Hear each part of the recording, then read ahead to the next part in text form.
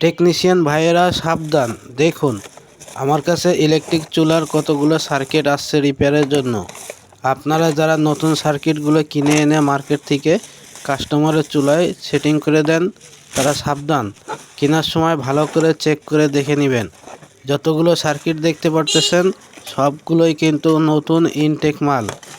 এগুলো সম্পূর্ণ মাল একেবারে নতুন শোরুম থেকে আমার কাছে পাঠিয়েছে রিপেয়ারের জন্য। প্রবলেম প্রত্যেকটা সার্কিটের ভিতরে আছে। এগুলো কোম্পানির থেকেই প্রবলেমগুলো আসছে, মানে এই সার্কিটগুলোর ডিস্টার্ব আছে কোম্পানির থেকেই। এই সার্কিটগুলো কিনে আপনারা প্রতারিত হবেন না, অথবা ঠকবেন না, অথবা হয়রানি হবেন না। সার্কিটগুলো ভালো করে মার্কেট থেকে কেনার সময় দেখে শুনে কিনবেন।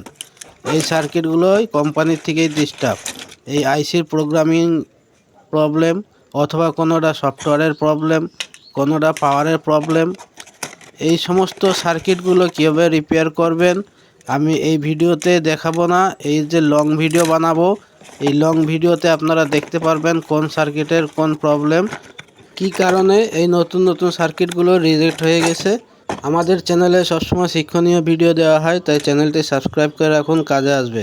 এমনিতে এই সার্কিটগুলো যেসব টেকনিশিয়ান ভাই রিপেয়ার করতে পারেন নাই তারাই নতুন সার্কিটগুলো কিনেন।